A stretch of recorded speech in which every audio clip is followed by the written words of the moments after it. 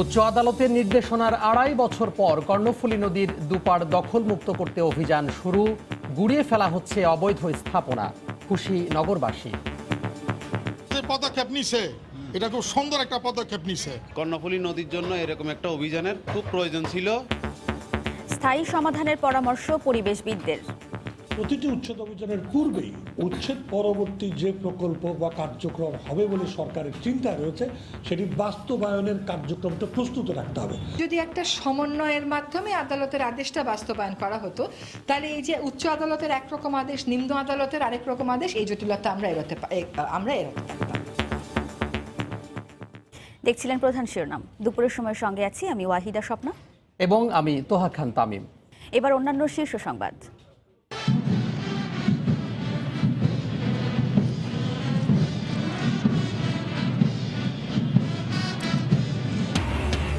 Police সপ্তাহের বর্ণাঢ্য কুচকাওয়াজ। কোনো নিরীহ মানুষকে হয়রানি না করতে প্রধানমন্ত্রীর নির্দেশ। সাহসিকতার জন্য পদক পেলেন ৩৩৯ জন। উপজেলা নির্বাচনে আওয়ামী লীগের মনোনয়ন ফর্ম বিক্রি চলছে। গ্রহণযোগ্যদের মনোনয়ন দেবে দল। ব্রিফিংয়ে ওবায়দুল কাদের।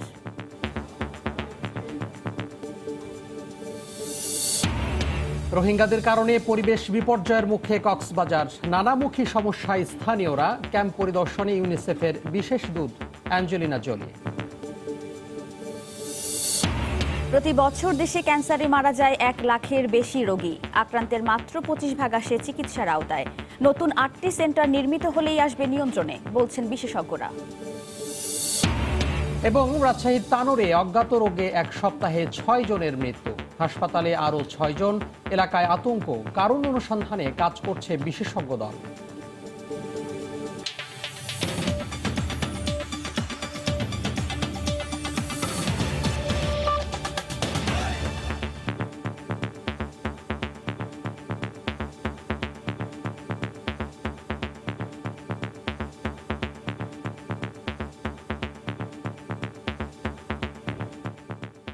উচ্চ আদালতের নির্দেশনার ২.৫ বছর পর চট্টগ্রামের কর্ণফুলী নদীর দুপাড় দখলমুক্ত করতে অভিযান শুরু করেছেন ভ্রাম্যমাণ আদালত।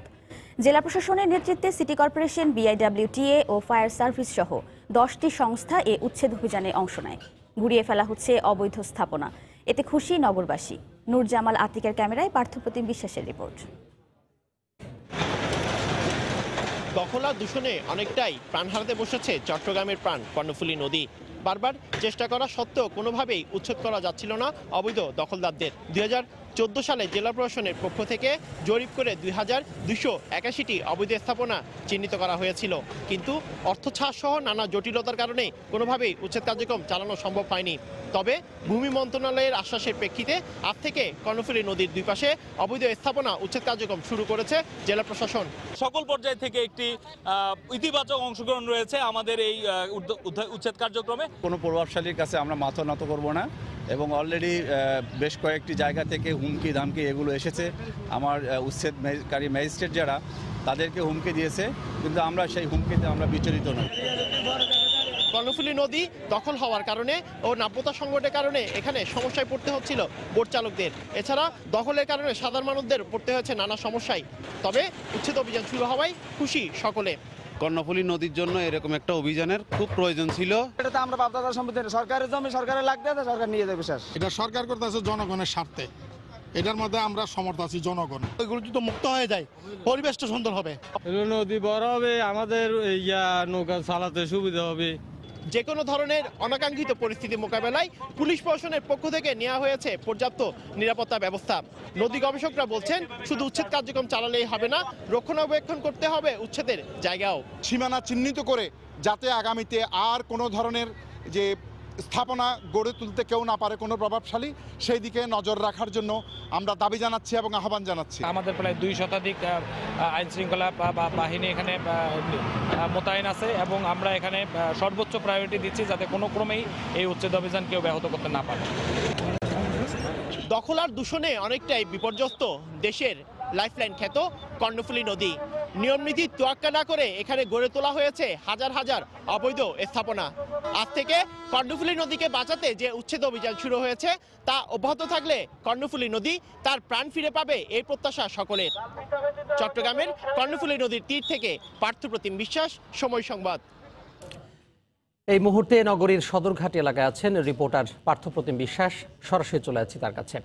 পার্থ, দখল আর দূষণে অনেকটাই বিপর্যস্ত ছিল চট্টগ্রামের কর্ণফুলী নদী, তবে অনেকটা আজকে সকাল থেকেই শুরু হয়েছে কর্ণফুলী নদীর যে অবৈধ দখলদারদের উচ্ছেদ অভিযান, এবং আমরা দেখছি সফলভাবে এই উচ্ছেদ অভিযান চলছে। এই মুহূর্তে যারা উচ্ছেদ অভিযানে কাজ করছিল তাদের খাওয়ার বিরতি দেওয়া হয়েছে। তবে আমার পিছনে যে জায়গাটি আপনারা দেখতে পাচ্ছেন এগুলো হচ্ছে অনেক ব্যবসা প্রতিষ্ঠান যাদের জায়গা অবৈধ দখল হিসেবে কিছু অংশ পড়েছিল, সেই সব জায়গাও কিন্তু আমরা দেখছি ভেঙে ফেলা হচ্ছে। যেসব জায়গা মেপে দেখা গেছে যে সেগুলো নদীর জায়গার মধ্যে পড়েছে, সব জায়গাগুলোই কিন্তু আমরা দেখেছি উচ্ছেদের আওতার মধ্যে পড়েছে। সেক্ষেত্রে সকাল থেকে আমরা দেখেছি জেলা প্রশাসনের যিনি নির্বাহী ম্যাজিস্ট্রেট তার তত্ত্বাবধানে কিন্তু কর্ণফুলী নদীর যে অবৈধ দখলদারদের যে উচ্ছেদ অভিযান সেটি অব্যাহত আছে। সকালে সদরঘাট এলাকা থেকে এই উচ্ছেদ অভিযান শুরু হয়েছিল, এরপর বেলা যত বেড়েছে আমরা দেখেছি উচ্ছেদ অভিযানও কিন্তু ততটুকুই অগ্রসর হয়েছে। এই মুহূর্তে আমরা আছি কর্ণফুলী ঘাটে।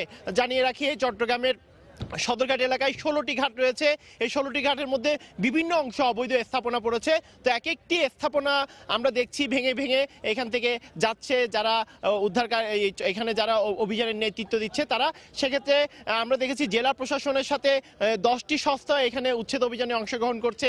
CDA, city corporation, fire service থেকে শুরু করে বিআইডব্লিউটি থেকে শুরু করে সকল সংস্থা এখানে এই উচ্ছেদ অভিযানে অংশগ্রহণ করেছে। কিছুক্ষণ আগে জেলা প্রশাসক এখানে এসেছিল, তিনি যেমনটি জানিয়েছে এই উচ্ছেদ অভিযানকে কেন্দ্র করে তাদের নানা হুমকি ধমকি পেতে হচ্ছে। তবে তিনি জানিয়েছেন যত প্রভাবশালী হোক না কেন, যাদের হাতে এখানে দীর্ঘদিন ধরে দখলদারদের হাতে কর্ণফুলী নদী দখল হয়ে আছে, এবার সবার কাছ থেকে কিন্তু সেগুলো উচ্ছেদ করা হবে এবং কাউকেই ছাড় দেওয়া হবে না। এবং তারই ফলপ্রসূতে আমরা দেখছি সকাল থেকে উচ্ছেদ অভিযান চলছে। আরেকটি বিষয় বলে রাখি, এই এলাকায় যারা সাধারণ মানুষজন রয়েছে, বিশেষ করে যারা বোট চালায়, কর্ণফুলী নদীতে দীর্ঘদিন ধরে বোট চালাচ্ছে, সেই সব মাঝিরাও অনেকটা স্বতঃস্ফূর্তভাবে আমাদেরকে জানিয়েছে আসলে কর্ণফুলী নদী আমরা যে জায়গায় দাঁড়িয়ে আছে এই জায়গাটি অংশটি পর্যন্ত ছিল, কিন্তু দিন দিন সংকুচিত হতে হতে দখল হতে হতে কর্ণফুলী নদীর বিশাল অংশ এখন সংকুচিত হয়ে গেছে। তো সেক্ষেত্রে সকল মানুষজন, সাধারণ মানুষজন এই উচ্ছেদ অভিযানকে সমর্থন জানিয়েছেন এবং তারা বলছে শুধু উচ্ছেদ করলেই হবে না, যেসব উচ্ছেদকৃত জায়গা রয়েছে সেগুলো সংরক্ষণের ব্যবস্থা করতে হবে, আর না হলে আবারও পরবর্তীতে এইসব জায়গা দখল হয়ে যাবে। তো সেক্ষেত্রে বলা যায় সকাল থেকেই অনেকটা সফলভাবেই চট্টগ্রামে চলছে কর্ণফুলী নদীর যে অবৈধ দখলের যে সেই উচ্ছেদ অভিযান। তো এই ছিল আমার কাছে এখনো পর্যন্ত চট্টগ্রামের কর্ণফুলী ঘাট এলাকা থেকে এখানকার সর্বশেষ খবর। সদরঘাট এলাকা থেকে আমাদের সাথে যোগ দিয়েছিলেন সহকর্মী পার্থপ্রতিম বিশ্বাস। বারবার অভিযান চালিয়েও দখলমুক্ত করা যাচ্ছে না নদীর পাড়। স্থাপনা উচ্ছেদের পর সেখানে টেকসই কোনো কার্যক্রম না থাকায় আবারও তা চলে যাচ্ছে দখলদারদের কবলে। নদী দখলমুক্ত করতে টেকসই পদক্ষেপের পাশাপাশি নদী কমিশনকে শক্তিশালী ভূমিকা পালনের আহ্বান পরিবেশবিদদের। মাহমুদ রাকিবের রিপোর্ট। 2017 সালের 10 জুলাই বিশাল আয়োজন করে বুড়িগঙ্গা পাড়ের কামরাঙ্গীচরে দখল হয়ে যাওয়া নদীর বিভিন্ন স্থানে উচ্ছেদ অভিযান চালায় বিআইডব্লিউটিএ। তবে উচ্ছেদের পর সেখানে কোনো কার্যক্রম না থাকায় আবারও তা দখলে নিয়ে বড় স্থাপনা নির্মাণ করে দখলদাররা।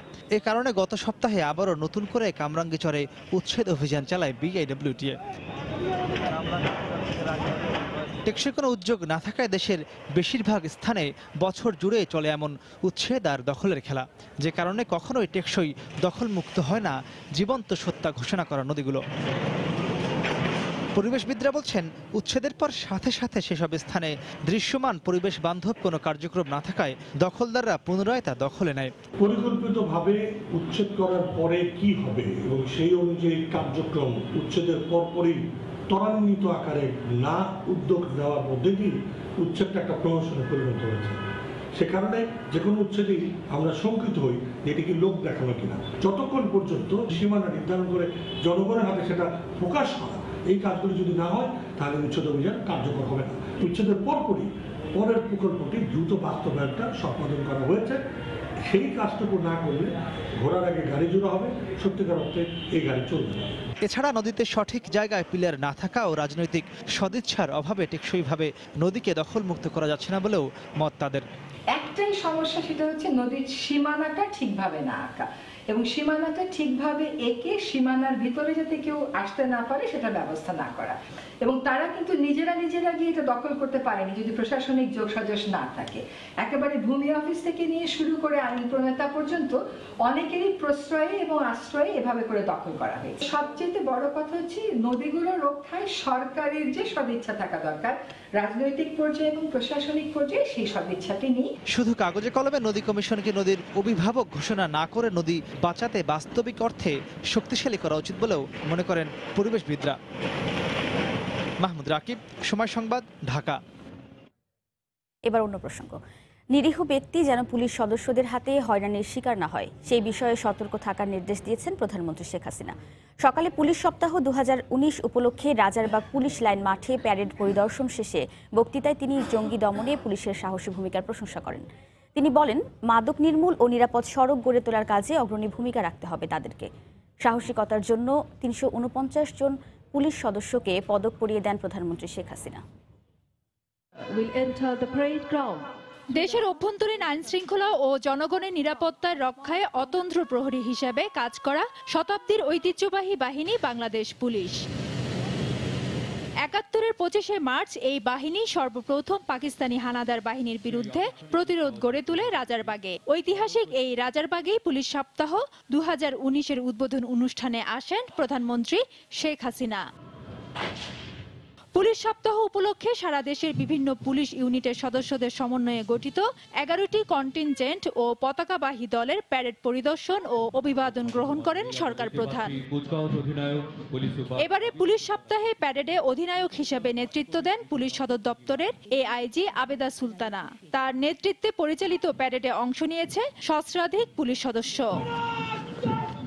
প্রধানমন্ত্রী পুলিশ বাহিনীকে জনবান্ধব হওয়ার নির্দেশ দিয়ে বলেন, নিরীহ জনগণ যেন নির্যাতন ও হয়রানির শিকার না হয়। একটা বিষয় লক্ষ্য রাখবেন, আপনাদের হাতে কোনো নিরীহ জনগণ কেউ যেন নির্যাতনের শিকার না হয় বা কোনো রকম হয়রানির শিকার না হয়, বরং কোনো হয়রানি হলে সাধারণ মানুষকে রক্ষা করা এটাই আপনাদের কর্তব্য, এটাই জনগণ আপনাদের কাছ থেকে প্রত্যাশা করে।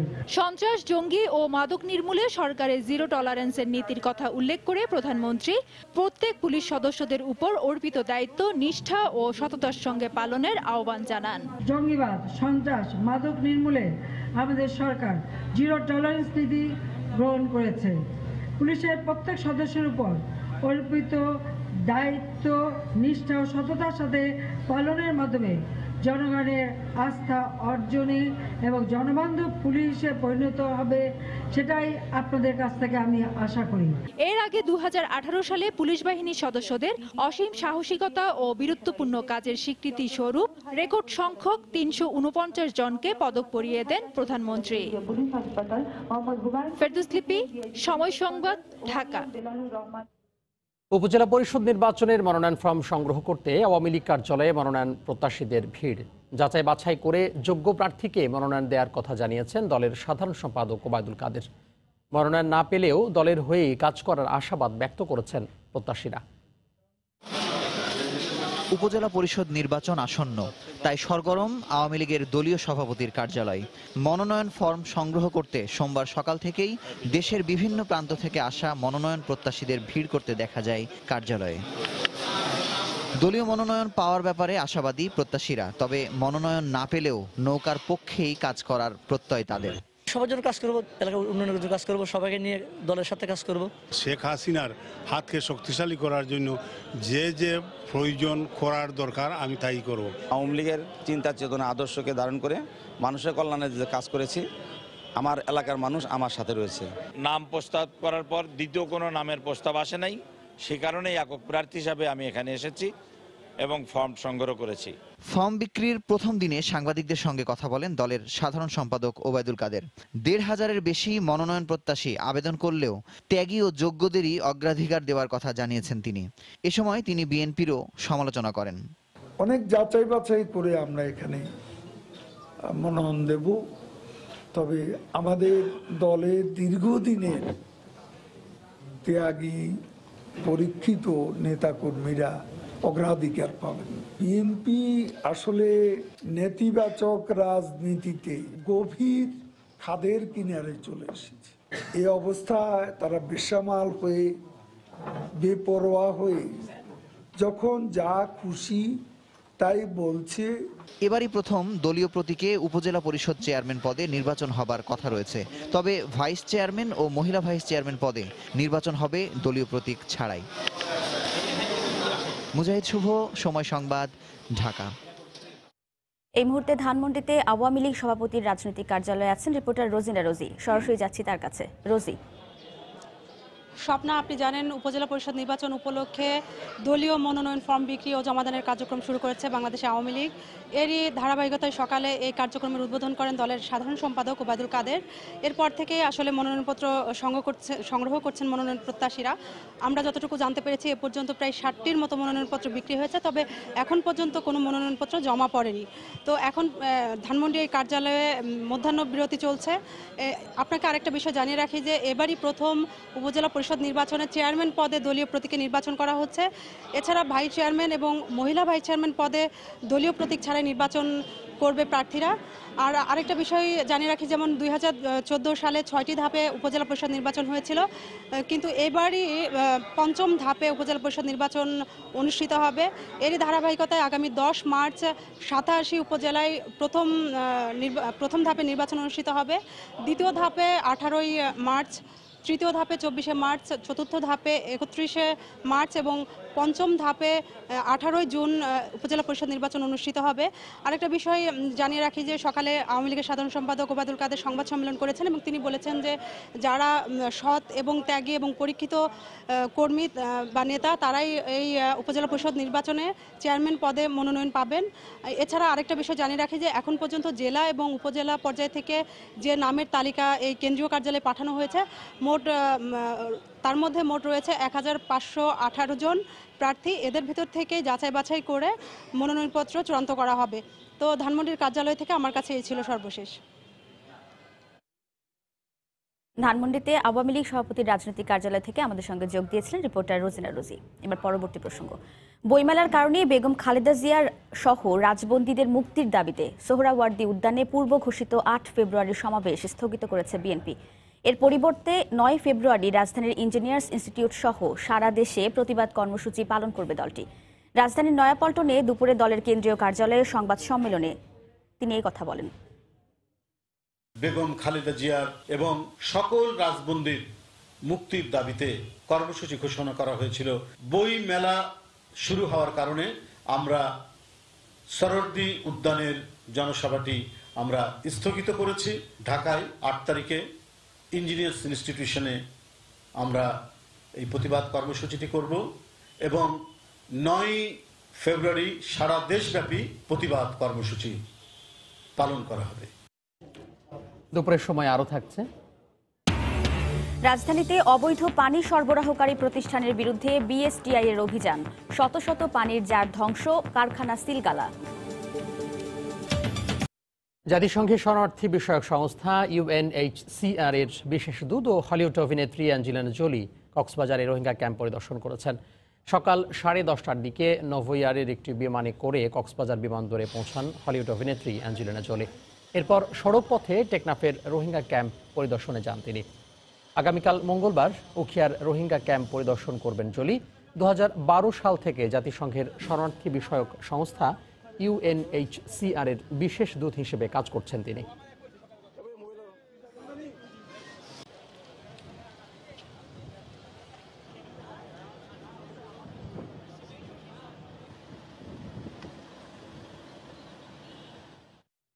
এদিকে রোহিঙ্গাদের কারণে মারাত্মক পরিবেশ বিপর্যয়ের দিকে এগোচ্ছে কক্সবাজার।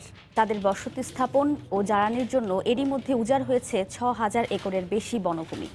এসব কারণে নানা ধরনের সমস্যার সম্মুখীন হচ্ছেন স্থানীয়রা। অবশ্য বন বিভাগের দাবি, ক্যাম্প ও তার আশপাশের এলাকায় বনায়নের উদ্যোগ নেওয়া হচ্ছে। সুজাউদ্দিন রুবেলের তথ্য ও মোহাম্মদ ফরাজের ছবি নিয়ে রিপোর্ট। কক্সবাজারের উখিয়া ও টেকনাফ উপজেলা। এখানে রাস্তার দুপাশে দেখা যেত পাহাড় আর পাহাড়ের ছোট বড় গাছগাছালি ও সবুজে ঘেরা ফসলি জমি, কিন্তু এখন আর সে দৃশ্য অনেকটাই অনুপস্থিত। এখন দেখা মিলবে কেবলই ক্ষতচিহ্ন আর রোহিঙ্গাদের বসতি। গত 16 মাস ধরে রোহিঙ্গা ও এনজিও সংস্থাগুলো যেভাবে পেরেছে সবুজ ঘেরা গাছগাছালি, পাহাড় ও ফসলি জমি ধ্বংস করে গড়ে তুলেছে বসতি ও স্থাপনা। ফলে এখন বিপন্ন হতে চলেছে এখানকার জীববৈচিত্র্য, আর নানা সমস্যার মুখোমুখি হচ্ছে স্থানীয়রা। আমাদের পাহাড়ে গাছগাছালা ছিল, এখন তো আর গাছগাছালা নাই। এখন শুধু দেখা যায় রোহিঙ্গাদের মানে তেরফালের বাসা, গাছপালা কাটা হচ্ছে, পাহাড় কাটা হচ্ছে, দিন দিন রোহিঙ্গারা নতুন নতুন বাসা বাঁধতেছে। বিভিন্ন এনজিও তাদের অফিস বিভিন্ন কর্মকাণ্ডের নামে তারা আমাদের পরিবেশকে ধ্বংস করছে। আমরা যারা স্থানীয় আছি তারা পরিবেশগতভাবে, আর্থিকভাবে এবং সামাজিকভাবে আমরা মারাত্মকভাবে ক্ষতিগ্রস্ত হচ্ছি। গাছপালা শেষ, আমরা নিঃশ্বাস নিতে পারছি না, আমাদের চলাফেরা করতে অসুবিধা হচ্ছে। যে ধান্য জমি যেটা আমরা চাষ করতাম প্রচুর আমাদের ক্ষতি হয়েছে। রোহিঙ্গাদের কারণে মারাত্মক পরিবেশ বিপর্যয়ের দিকে এগুচ্ছে কক্সবাজার। তাই দ্রুত ধ্বংস হওয়া বনভূমিতে পরিকল্পিতভাবে বনায়নের উদ্যোগ নেয়ার দাবি পরিবেশ কর্মীদের। পাহাড় রক্ষার জন্য এবং পরিবেশ আগের অবস্থায় ফিরিয়ে নেওয়ার জন্য পরিকল্পিত কোনো উদ্যোগ নেওয়া হয়নি, বনায়ন করা হয়নি। আমরা মনে করি এই মুহূর্তে কিন্তু পরিকল্পিতভাবে বনায়ন করার প্রয়োজন। তবে জেলার বন বিভাগের শীর্ষ কর্মকর্তার দাবি, পরিবেশের যে ক্ষতি হয়েছে তা কাটিয়ে উঠাতে ক্যাম্প ও তার আশপাশের এলাকায় বনায়নের কার্যক্রম হাতে নেওয়া হয়েছে। 250 একর বনায়নের আমরা কর্মসূচি রয়েছে, এটা সম্পন্ন করব সম্পূর্ণ দেশীয় প্রজাতির চারা দ্বারা। আর আগামী অর্থ বছরে আমাদের 500 একর বনায়নের দেশীয় প্রজাতির চারা দ্বারা বনায়নের আমাদের কর্মসূচি রয়েছে। বন বিভাগের হিসাবে মিয়ানমার থেকে পালিয়ে আসা রোহিঙ্গারা আশ্রয় নিয়েছে উখিয়া ও টেকনাফের 6000 একর বনভূমিতে। তবে পরিবেশবাদী সংগঠনগুলোর দাবি তা 8000 একর বনভূমি ছাড়িয়েছে। সময় সংবাদ, কক্সবাজার। নতুন বন্যা নিয়ন্ত্রণ বাঁধ দেওয়ার পরও পাহাড়ি ঢলের দুর্ভোগ থেকে মুক্তি মেলেনি ফেনীর পরশুরাম ও ফুলগাজী উপজেলাবাসীর। পানির ধারণ ক্ষমতা না থাকায় প্রতি বছরই ভাঙছে বাঁধ, আবার সেই ভাঙন মেরামতে ঢালা হচ্ছে প্রচুর টাকা। জুলহাস তালুকদারের ক্যামেরায় বখতিয়ার মন্না রিপোর্ট। বছরের পর বছর বর্ষা এলেই ফেনীর মুহুরী নদীর উজানে ভারতের ত্রিপুরা রাজ্যের পাহাড়ি অঞ্চল থেকে ধেয়ে আসা পাহাড়ি ঢলের পানিতে তলিয়ে যেত পরশুরাম ফুলগাজীর বিস্তীর্ণ ও ফেনী সদর এবং ছাগলনাইয়ার আংশিক এলাকা। এর স্থায়ী সমাধানে 2006 থেকে 2012 সাল পর্যন্ত পর্যায়ক্রমে 140 কোটি টাকা ব্যয় মুহুরী ও কহুয়া বন্যা নিয়ন্ত্রণ প্রকল্পের নতুন বাঁধের নির্মাণ কাজ শেষ করা হয়। কিন্তু নতুন বাঁধ দেওয়ার পর পানি উন্নয়ন বোর্ডের হিসেব মতেই গত 6 বছরে বর্ষা মৌসুমে 29 দফা পাহাড়ি ঢলের চাপে বাঁধ ভেঙেছে 108টি জায়গায়। আর এই ভাঙন মেরামতে ব্যয় হয়েছে 12.5 কোটি টাকারও বেশি। পুরা রাস্তাঘাট, কালভার্ট, ব্রিজ পুরা আমাদের ক্ষতি হইতেছে। সাধারণ করে বান্ধি যায়, ওই বান্ধা আমরা ঠিকই না। বারবার কাজ করাতে তারা কমিশন পাইতেছে এবং ঘোষ খাইতেছে, এটা তাদেরই লাভ, আমাদের কোনো আমরা ক্ষতিগ্রস্ত। পানি উন্নয়ন বোর্ড বলছে সম্প্রসারণ করে নতুন বাঁধ ছাড়া ভাঙন রোধ সম্ভব নয়। উজান থেকে যে পানিটা আসতেছে সেটা এই বাঁধের 2 বাঁধ এটাকে মাঝে ধারণ করতে পারছে না। এই বাঁধকে যদি আমরা দূরে সরাই পানি যাওয়ার পথ না করি তাহলে এই বাঁধ ভাঙা রোধ করা যাবে না। 2017 সালে মুহুরী কহুয়া বন্যা নিয়ন্ত্রণ বাঁধ রক্ষায় পানি উন্নয়ন বোর্ডের কারিগরি কমিটির একটি নতুন প্রকল্পের সুপারিশ সংশ্লিষ্ট মন্ত্রণালয় ফাইলবন্দি রয়েছে। মুহুরী কহুয়া বন্যা নিয়ন্ত্রণ বাঁধের প্রান্তিক সুবিধাভোগী স্থানীয় পানি উন্নয়ন বোর্ডের প্রকৌশলীরাও মনে করেন এই নদীর 2 তীরের প্রয়োজনীয় অংশে সম্প্রসারণ করে নতুন বাঁধ দেয়াই সুফলভোগের একমাত্র স্থায়ী সমাধান। আর এই জন্য নতুন সরকারকেই বিস্তারিত কার্যকর সমীক্ষা শেষে সম্প্রসারিত বাঁধের উদ্যোগ নিতে হবে। ফুলগাজীর দেড়পাড়া থেকে বখতিয়ার মুন্না, সময় সংবাদ, ফেনী। দেখছেন দুপুরের সময়। Click switch 50,000 bar on of করা যায় নিশ্চিন্তে। ক্লিক সুইচ চলছে, চলবে। প্রতি বছর 1.5 লাখ মানুষ নতুন করে ক্যান্সারে আক্রান্ত হলেও 1 বছরেই মৃত্যুর কাছে হার মানছে 1,09,000 রোগী। আক্রান্তের মাত্র 20 থেকে 25% রোগী চিকিৎসার আওতায় এলেও বেশিরভাগেরই ছুটে আসতে হয় রাজধানীতে। এই অবস্থায় 8টি বিভাগে একটি করে ক্যান্সার হাসপাতাল নির্মাণের ঘোষণা দেয় সরকার। তবে এক্ষেত্রে সরকারি মেডিকেল কলেজের সঙ্গে লেজুর না দিয়ে আলাদা স্থানে পূর্ণাঙ্গ হাসপাতাল নির্মাণের পরামর্শ বিশেষজ্ঞদের। বিশ্ব ক্যান্সার দিবসে আশরাফুল ইসলামের ক্যামেরায় মুজাহিদ শুভর রিপোর্ট। আমার একা তো আসা যায় না, আমি রুগী মানুষ, তোমার সঙ্গে অথচ 2-3 লোক দরকারি, এখন চায়নার ওষুধও আমার পেটে পড়েনি। চিকিৎসার আশায় 3 সপ্তাহে 3 দফা জাতীয় ক্যান্সার ইনস্টিটিউটে আসেন জালালউদ্দিন। শরীরে থাকা ক্যান্সারের জীবাণু মুহূর্তের জন্য বসে না থাকলেও জালালউদ্দিনকে অনেকটা শুয়ে বসেই দিন পার করতে হচ্ছে হাসপাতালের বারান্দায়। 21 দিনের চেষ্টাতেও জোটেনি ওষুধ, বিছানা, প্রয়োজনীয় চিকিৎসার সুযোগ। দূর দূরান্ত থেকে আসা অধিকাংশ রোগীরই রয়েছে সীমাহীন দুর্ভোগের গল্প। ক্যান্সারে আক্রান্ত হয়েও ঢাকা পর্যন্ত আসার চিন্তাও করতে পারেননি অনেকেই। তবে যারা এসেছেন তাদের অনেকেরই থাকা, খাওয়া, যাতায়াত সহ আনুষঙ্গিক ব্যয় ছাড়িয়ে যাচ্ছে প্রকৃত চিকিৎসার খরচকেও। 12 দিনের ভিতরে কোনো বেডও ভাই নাই, চিকিৎসা চলছে না। টাকা চিন্তা, পোলাপানের চিন্তা, সংসারের চিন্তা, আমার জার্মিং সবগুলো টেনশন নিয়ে মাথায় নিয়ে আসতে হবে। পূর্ণাঙ্গ চিকিৎসার জন্য দেশের প্রায় 15 লাখ রোগীর একমাত্র ঠিকানা জাতীয় ক্যান্সার গবেষণা ইনস্টিটিউট। সুচিকিৎসার আশায় রোগী ও স্বজনরা দফায় দফায় ঢাকা আসতে বাধ্য হওয়ায় নিঃস্ব হচ্ছে লাখো পরিবার। তাই নাগালের মধ্যে চিকিৎসা সেবা নিশ্চিত করতে প্রতিটি বিভাগে পূর্ণাঙ্গ ক্যান্সার হাসপাতাল নির্মাণের পরামর্শ বিশেষজ্ঞ চিকিৎসকদের। যে কটা প্রধান পদ্ধতি এবং বিভাগ দরকার, যেমন surgical oncology, medical oncology, gynae oncology, paediatric oncology এবং রেডিয়েশন অনকোলজি, এর পাশাপাশি প্রতিরোধ, গবেষণা এবং রোগ নির্ণয়, এই সবগুলো নিয়ে শুরু হোক শুরু থেকেই। তাহলে আমি মনে করি খুব অল্প সময়ের মধ্যে বাংলাদেশের ক্যান্সার পরিস্থিতিতে ব্যাপক একটা পজিটিভ ভূমিকা রাখবে। এই 8টি সেন্টার নির্মিত হলে 5 বছরেই দেশের ক্যান্সার পরিস্থিতি অনেকটা নিয়ন্ত্রণে আসবে বলে মত জাতীয় ক্যান্সার ইনস্টিটিউট পরিচালকের। প্রত্যেক সেন্টারে একটা লাইনাক, একটা কোবাল্ট, একটা সিটি সিমুলেটর, একটা কনভার্সন সিমুলেটর, একটা ব্রেকিথেরাপি, এটুকু দিয়ে কিছু ম্যান পাওয়ার আমরা দিয়ে দেবো এবং সার্জন যারা ইন্টারেস্টেড তাদেরকে স্পেশাল ট্রেনিং দিয়ে আমরা কাজগুলি করা যাবে। আন্তর্জাতিক গবেষণা অনুযায়ী দেশে প্রতি বছর 1.5 লাখ মানুষ নতুন করে ক্যান্সারে আক্রান্ত হচ্ছে।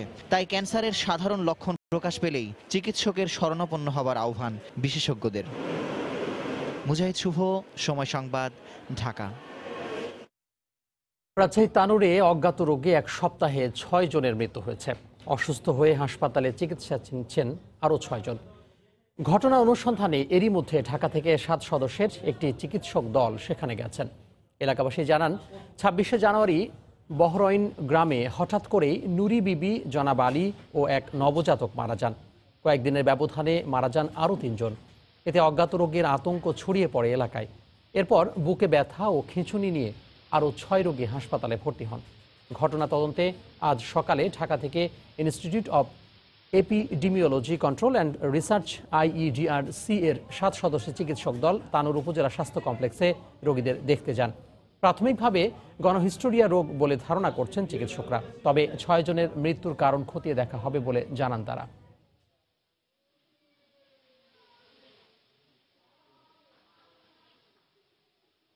হঠাৎ করে মাথা কেমন ঘুরছে আর শরীর থাতার করছে, হাত পা বসে গেছে, মানে এরপর থেকে মনে হচ্ছে যে এমন অবস্থায় মনে হচ্ছে যে দম বন্ধ হয়ে মরে যাবে এরকম। চাইতেও পাচ্ছি না, এমনি হাত চাইতে পারছি, এমনি ভাত দিতেও পাচ্ছি না, কাশতেও পাচ্ছি না, এগুলো তালে থেকে ঠাকুর বেলা 12টা থেকে এলে আর বলতে পারবো না, অজ্ঞান হয়ে গেছে, আর কিছু বলতে পারবো না। আমাদের এখন পর্যন্ত ফাইন্ডিংয়ে পৌঁছানো যায় নাই, ফাইন্ডিংয়ে পৌঁছাতে হয়তো সময় লাগবে, কারণ এখানে রোগী আছে, এলাকায় কিছু আমরা যেটা রিপোর্ট পেয়েছি, আপনারাও পেপারে দিয়েছেন যে কয়েকজন মারা গিয়েছে, সেগুলো ফিল্ডে আমরা ভেরিফাই করছি, সেগুলোর শেষে হয়তো কনক্লুসিভ কিছু বা শেষ কিছু বলা যাবে। এই মুহূর্তে তানোর উপজেলার বহরইন গ্রামে আছেন রিপোর্টার রাকিবুল হাসান, যাচ্ছি তার কাছে। রাকিব। ধন্যবাদ স্বপ্না। আমরা এখন তানোরের সেই বহরইল গ্রামটিতে আছি এবং এখানে কিছুক্ষণ আগে আমরা দেখেছি এখানে সিভিল সার্জন সহ জেলা প্রশাসক তারা কিন্তু এখানে পরিদর্শন করেছেন গ্রামটিতে এবং গ্রামে যারা মারা গেছেন তাদের সাথে কথা বলেছেন এবং তাদের আত্মীয় স্বজনদের সাথে কথা বলেছেন এবং যারা কিনা এখন বিভিন্ন আতঙ্কে ভর্তি আছেন হাসপাতালে তাদের সাথেও কিন্তু জেলা প্রশাসক কথা বলেছেন। একটু জানিয়ে রাখি দর্শক আপনাকে যে আসলে গেল 26শে জানুয়ারি কিন্তু এই বহরইল গ্রামটিতে 3 জন মারা যান এবং কয়েকদিনের ব্যবধানে কিন্তু আরও 3 জন মারা যায়। তো যারা মারা গেছেন তাদের স্বজন এবং যারা অসুস্থ হয়েছেন তাদের স্বজনরা যেটি জানিয়েছেন যে শুরুতে আসলে খিঁচুনি দিয়ে বুকে ব্যথা এবং পিঠে ব্যথার পরে হঠাৎ করেই তারা অজ্ঞান হয়ে যান এবং এর মধ্যে কয়েকজন মারা গেছেন এবং পরবর্তীতে যারা অসুস্থ হয়েছেন তাদেরকে কিন্তু তানোর উপজেলা হাসপাতালে ভর্তি করা হয়েছে এবং তারাও আমাদেরকে সেই ধরনের কথাগুলোই বলেছে যে তারা অসুস্থ হওয়ার আগে তাদের শরীরে আসলে কি ধরনের লক্ষণগুলো দেখা গেছিল।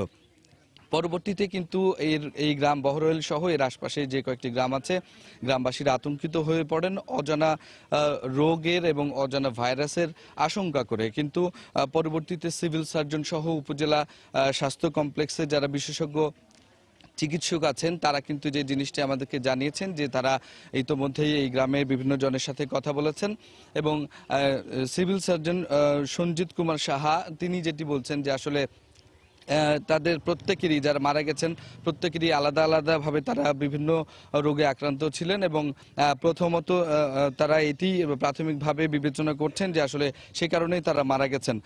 তবে সিভিল সার্জন যেটি জানাচ্ছে এটি একটি গণহিস্টেরিয়ার এখন আক্রান্ত এই গ্রামবাসী এবং যেটি বলছেন যে আতঙ্কের কারণে কিন্তু এই বিষয়গুলো হচ্ছে। তবে এছাড়া ঢাকার কিছু বিশেষজ্ঞ দল তারা কিন্তু এখন পর্যন্ত যারা কিনা অসুস্থ হয়ে আছেন ভর্তি হয়ে আছেন উপজেলা হাসপাতালগুলো নিয়ে তাদের বিভিন্ন নমুনা সংগ্রহ করেছেন এবং এটি এক সপ্তাহ পরে কিন্তু এটির একটি কারণ কি সেটি জানাবেন বলে এখানে জানিয়েছেন। এছাড়া জেলা প্রশাসকের পক্ষ থেকেও কিন্তু এই গ্রামটি পরিদর্শন করেছেন এবং বলেছেন যে তাদের যে কোনো ধরনের সমস্যা তারা এটির দেখাশোনা করবেন। তো স্বপ্না, এই ছিল বহরইল গ্রাম থেকে আমার কাছে সর্বশেষ। রাজশাহীর তানোর থেকে আমাদের সঙ্গে যোগ দিয়েছিলেন রিপোর্টার রাকিবুল হাসান। এদিকে কুষ্টিয়ায় ইউনানি ওষুধ খেয়ে শিশুসহ 2 জনের মৃত্যু হয়েছে। অসুস্থ হয়ে হাসপাতালে ভর্তি হয়েছেন আরও একজন। এ ঘটনায় ওষুধ বিক্রেতাকে আটক করা হয়েছে। পুলিশ জানায় রোববার রাতে মিরপুর উপজেলার বহলবাড়িয়া এলাকার নবাব আলীর বাড়িতে টেলিভিশন দেখতে যান প্রতিবেশী নূর মোহাম্মদ। এ সময় 2 মাস আগে কাশির জন্য আনা ওষুধ পান করেছিলেন নবাব আলী ও তার শিশু মেয়ে শামিমা। প্রতিবেশী নূর মোহাম্মদও একই ওষুধ পান করেন। এতে 3 জনই অসুস্থ হয়ে পড়েন। প্রথমে তাদের উদ্ধার করে মিরপুর উপজেলা স্বাস্থ্য কমপ্লেক্সে পরে সদর হাসপাতালে ভর্তি করা হয়। সেখানে চিকিৎসাধীন অবস্থায় নূর মোহাম্মদ ও শিশু শামিমা মারা যায়। এ ঘটনায় ওষুধ বিক্রেতা কবিরাজ রাজীবকে আটক করা হয়েছে। এই বিষয়ে আসলে পরীক্ষা নিরীক্ষা করে তারপরে কি খেয়েছিল উনি, ওনার কেমিক্যাল কম্পোজিশন কি ছিল সেগুলো দেখার পরে আসলে মন্তব্য করা ঠিক হবে। কিন্তু বর্তমান অবস্থায় রোগীর তেমন কোনো খারাপ কিছু নেই, রোগী মোটামুটি সুস্থ আছে। ব্যক্তি ওষুধটা বিক্রি করেছে রাজীব নামে, তাকে আমরা হেফাজতে নিই। তো এই মুহূর্তে আরেকজন সিভিয়ার কন্ডিশনে জেলা হাসপাতালে আছে। আমরা এই বিষয়ে আইনগত যে প্রক্রিয়া সেটা ফলো করছি। রাজধানীর যমুনা ফিউচার পার্কের ফুড কোর্টে চলছে খাদ্যে ভেজাল বিরোধী অভিযান। পরিচালনা করছেন র্যাবের ভ্রাম্যমাণ আদালত। সেখানে আছেন রিপোর্টার শাহরিয়ার জামান দীপ। আমরা সরাসরি চলে আছি তার কাছে। দীপ,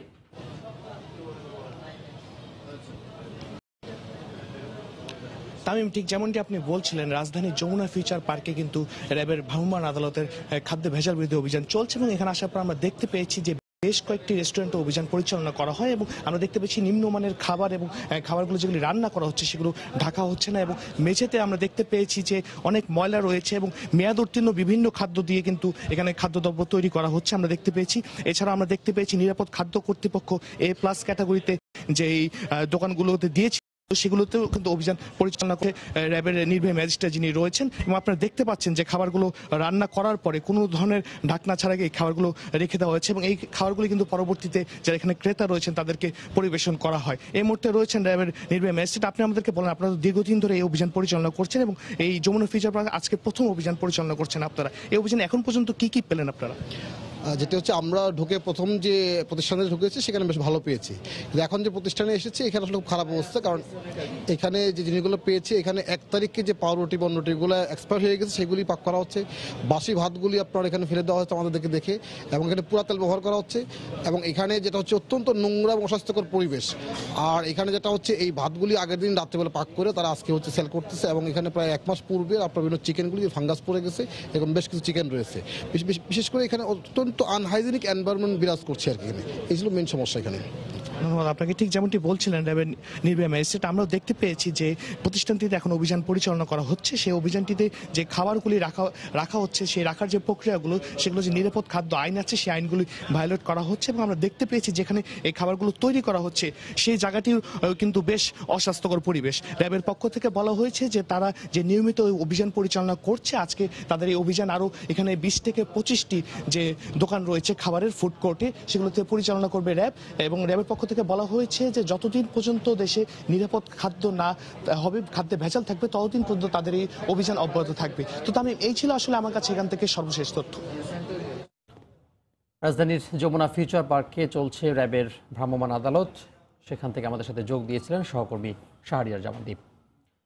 নগরবাসীর জন্য বিশুদ্ধ পানি নিশ্চিত করতে অনুমোদনহীন পানি সরবরাহকারী প্রতিষ্ঠানের বিরুদ্ধে অভিযান পরিচালনা করেছে বিএসটিআই। নিম্নমানের জারে পানি সরবরাহ করার দায়ে বেশ কয়েকটি কারখানা সিলগালা করে দেয় তারা।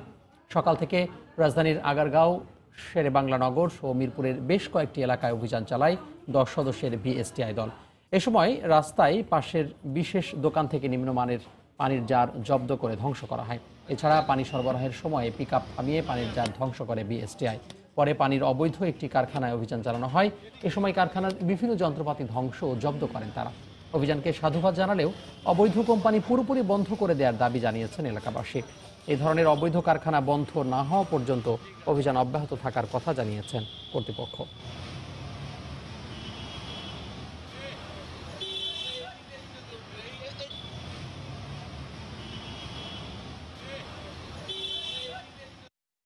কোম্পানির কাছে বন্ধ করতে হইব, কোম্পানির কাছে কোম্পানির ধরে এটা কারখানা সিজ করে দিলে বন্ধ হয়ে যাবে।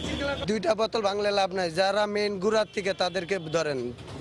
এই 5টা বোতল ভাঙছেন, এই বোতলে কিছু হবে না, কোম্পানি চিলকালা করে দেন, কিংবা বড় বড় অফিসারদের ধরেন। প্রতিদিনই সকাল 6টা থেকে বিকাল 5টা পর্যন্ত অভিযান পরিচালিত করতে হবে এবং যতদিন এই পানি, দূষিত পানি ঢাকা মহানগরী হতে সম্পূর্ণরূপে নির্মূল করা না যাবে ততদিন পর্যন্ত আমাদের এই অভিযান পরিচালনা করতে হবে। বিনা দোষে 3 বছর কারাভোগের পর মায়ের কোলে ফিরেছেন টাঙ্গাইলের জাহালম। তার বাড়ি ফেরায় খুশি স্বজনরা। তবে 3 বছরের আর্থিক দৈন্যতার কথা তুলে ক্ষতিপূরণের পাশাপাশি দায়ীদের বিচার দাবি করেছেন তারা। উচ্চ আদালতের নির্দেশে কাশিমপুর কারাগার থেকে মুক্তি পাওয়ার পর গতকাল রাতেই টাঙ্গাইলের ধুবরিয়া এলাকার বাড়িতে ফেরেন জাহালম মিয়া। এরপর থেকে পরিবারে বইছে আনন্দের বন্যা। সকালে তাকে দেখতে বাড়িতে ভিড় করেন আশপাশের এলাকার মানুষ ও আত্মীয় স্বজনরা। খুশির জোয়ার বইলেও দুশ্চিন্তা বেড়েছে জাহালমের স্বজনদের। 3 বছরে মামলা পরিচালনা করতে শেষ সম্বল হারানোর পাশাপাশি ঋণ করতে হয়েছে তাদের। সোনালী ব্যাংকের প্রায় 18.5 কোটি টাকা আত্মসাতের অভিযোগ সহ 33টি মামলার প্রকৃত আসামির নাম আবু সালেক হলেও জেল খাটতে হয় নিরপরাধ জাহালমকে। পরে গণমাধ্যমে খবর প্রকাশিত হলে দুদক ও সংশ্লিষ্টদের ডেকে পাঠান আদালত। পরে শুনানি শেষে আদালত জাহালমকে মুক্তির আদেশ দেন। আমরা খুব কষ্ট করছি, আমাকে এভাবে পরিস্থিতি গেছে, আমরা মানুষের কাছে চায়া চিন্তা খাইছি। আমার শাশুড়ি, আমরা 1 করে চাইলেন না খাইছি, আমরা কদুর পাতা বুঝি করে দিয়ে যাইলেন দেখাইছি, আমরা নুন দিয়ে চাইল ভেজে নুন দিয়ে গুলিয়ে পানি খাইছি, রাতে খাইয়া শুয়ে থাকছি, আমরা খুব কষ্ট করছি। এইরকম জানি আর কেউ হয় না। আমার জীবন থেকে মূল্যবান 3টা সময় হারায় গেছে। আমি এর জন্য মাননীয় প্রধানমন্ত্রী জানাচ্ছি যে আমার অনেক ক্ষতিগ্রস্ত হয়েছি, তার জন্য আমি ক্ষতিপূরণ দাবি করছি। দেখছেন দুপুরের সময়। আরএফএল এর রেইনবো পেইন্টস, জাদুই জানে। রেইনবো পেইন্টস, ছড়াও জীবনের রং। বাংলাদেশের প্রকাশনা শিল্পে অগ্রগতি হলেও এখনও অবহেলায় সম্পাদনা। বই প্রকাশের সংখ্যা বাড়লেও মানসম্মত বইয়ের অভাব দিনে দিনে প্রকট হচ্ছে। পেশাদার সম্পাদনা পরিষদ না থাকার পেছনে আর্থিক সক্ষমতার অভাবকেই তুলে ধরছেন প্রকাশকরা। লেখকরা অবশ্য বলছেন, বই সম্পাদিত না হলে তথ্য বিভ্রাটের পাশাপাশি ভাষাও নানাভাবে দূষিত হয়। রিপোর্ট তরিকুল ইসলাম সৌরভের। দেশে এখন 400-র বেশি প্রকাশনা সংস্থা রয়েছে। শুধুমাত্র বইমেলাকে কেন্দ্র করে প্রতি বছর গড়ে 4000 বই প্রকাশিত হয়। এই সংখ্যা বছরান্তে ক্রমান্বয়ে বেড়েই চলছে। তবে বই প্রকাশের ক্ষেত্রে যথাযথ মান অনুসরণ করছে এমন প্রতিষ্ঠানের সংখ্যা একেবারেই হাতে গোনা। অধিকাংশ প্রকাশনা সংস্থা সম্পাদনা ছাড়াই প্রকাশ করছে বই। এতে তথ্য বিভ্রাটের পাশাপাশি ঘটছে ভাষা দূষণ। আমাদের বইয়ের মান দিন দিন অনেক উন্নতির দিকে যাচ্ছে। অতএব বইতে যদি ভুল থাকে, একটা বই হয়তো প্রিন্টিং, বাইন্ডিং সবই ঠিক আছে, কিন্তু বইটা যদি ভুল থেকে যায় তাহলে এটা পুরো বইটাই নষ্ট হয়ে গেল। আমাদের দেশের দুর্ভাগ্য হচ্ছে যে প্রকাশনা শিল্প এখনও প্রকাশনা শিল্প হয়ে দাঁড়ায়নি। ক্ষুদ্র পুঁজির প্রকাশকরা এখানে যেমন রয়েছেন, তেমনি প্রকাশনায় যুক্ত অনেক মানুষ আছেন যারা সম্পাদনাকে অবহেলা করেন। ফলে পঙ্গু সন্তানের মতো অনেক সমস্যা নিয়ে বই প্রকাশিত হচ্ছে। যে বিষয়টা সবচেয়ে বড় প্রতিবন্ধকতা, আমাদের এখানে প্রুফ রিডিংয়ের লোকের অভাব। প্রুফ রিডিংয়ের উপরে কোনো কোর্স করানো হচ্ছে না। যদি কোনো কোর্স করানো হতো তাহলে এই সংকটটা আর থাকতো না। প্রুফরিডার আমরা খুঁজে পেতে অনেক কষ্ট হয়। লেখকরা বলছেন দীর্ঘ পথ পাড়ি দিয়ে আসা প্রকাশনা সংস্থাগুলোতে এখনো সম্পাদনা পর্ষদ না থাকাটা অনাকাঙ্ক্ষিত। এ ব্যর্থশীল ভূমিকা। সে তো জেনে বুঝে নিচ্ছে যে এই বইটি সুসম্পাদিত, কারণ ওইটা তার রাইট, সুসম্পাদিত একটা বই পাওয়া। যদি না পেয়ে থাকে তাহলে আমি বলবো এটা প্রতারণা। এটা প্রকাশকদের বুঝতে হবে। সৃজন ও ব্যবসা দুই অর্থেই প্রকাশনা হয়ে উঠুক শিল্প, এমনটাই সবার প্রত্যাশা। তরিকুল ইসলাম সৌরভ, সময় সংবাদ, ঢাকা। দুপুরের সময়ের শীর্ষ সংবাদগুলো জানিয়ে দিচ্ছি আরেকবার।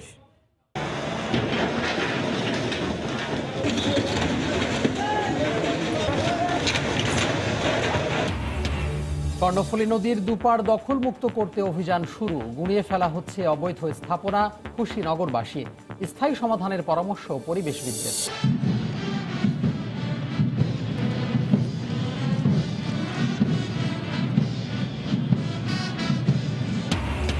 পুলিশ সপ্তাহের বর্ণাঢ্য কুচকাওয়াজ। কোনো নিরীহ মানুষকে হয়রানি না করতে প্রধানমন্ত্রীর নির্দেশ। সাহসিকতার জন্য পদক পেলেন ৩৪৯ জন। উপজেলা নির্বাচনে আওয়ামী লীগের মনোনয়ন ফর্ম বিক্রি চলছে। গ্রহণযোগ্যদের মনোনয়ন দেবে দল। ব্রিফিংয়ে ওবায়দুল কাদের।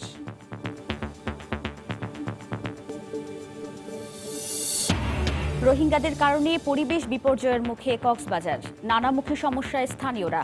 ক্যাম্প পরিদর্শনে ইউনিসেফের বিশেষ দূত অ্যাঞ্জেলিনা জোলি। এবং প্রতি বছর দেশে ক্যান্সারে মারা যায় ১ লাখেরও বেশি রোগী। আক্রান্তের মাত্র ২৫% আসে চিকিৎসার আওতায়। নতুন ৮টি সেন্টার নির্মিত হলেই আসবে নিয়ন্ত্রণে, বলছেন বিশেষজ্ঞরা। এই ছিল দুপুরের সময়। আপনার মোবাইলে সময় টিভি দেখতে ও সব খবর পেতে ডাউনলোড করুন সময় অ্যাপ। আর সঙ্গে থাকুন সময়ের।